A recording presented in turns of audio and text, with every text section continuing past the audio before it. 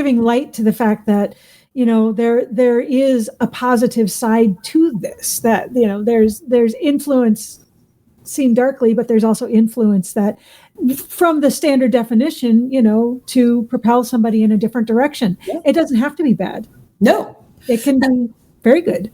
Yeah, you can be using influence to propel someone in your life, a loved one, to make healthier decisions and choices, right? There's a lot of ways when I think of how I want to show up. For a long time, I've had, an image of like a stone in a water and what are the ripples? I don't know. I'm a small stone. I'm not a big stone. I'm a small stone, but I hope that with the right ripples, and that's, I think, why it's okay to be a small stone, because you don't want to be disruptive. You want to almost like gently move forward, is another visual image I have when I think of what we're talking about. Yes, I agree. The other thought that comes to mind is this thought that I keep putting out there, that leaders are always on stage. Yeah. Someone is always watching. So you want to make sure you're aware of this so that the ripples you put out are the ripples you want to put out. And you're not putting out ripples or influence that are unintentional but negative. And this is important. It's so, what's funny is I've known for a long time what you have said. It's very entertaining at this stage of my life. I won't get into it, but I have a child who's a young worker. He's an adult, but he is young in his career.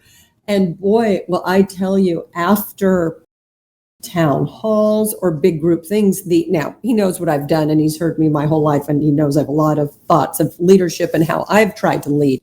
Yeah. But they are watching everything a leader does, how they show up, how they are positioning policies or not. It is fascinating. And the minute they watch a leader do something that's incongruous with no explanation, that relationship starts disconnecting, particularly for the current younger generations, that they are so attuned to misalignment, to being, it's not as extreme as untruths, but it's like, don't expect me to do this if you aren't walking the talk.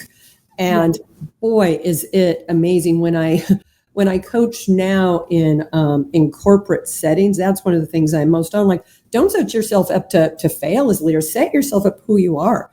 Set up the mistakes you're going to make. That there are, I think it's actually very helpful to set up that there may even be times my actions appear incongruous, because as humans we are.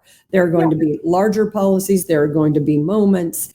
Here's where I'm headed. But I think leaders need to spend a lot more time than many do explaining, if you will, values and vision, and then even what that value, how that value comes to life for them, because integrity and responsibility, and this almost goes to the definition of empathy, can show up differently. What I view as me being responsible to one person, another may see as being irresponsible to a different thing, because it's who are we being responsible to, and how does that show up? And so I feel like leaders need to be so explicit, and it's good for them. I actually think it makes you a better leader because it brings you into alignment, and you've had to think through these things. Yes, I agree completely.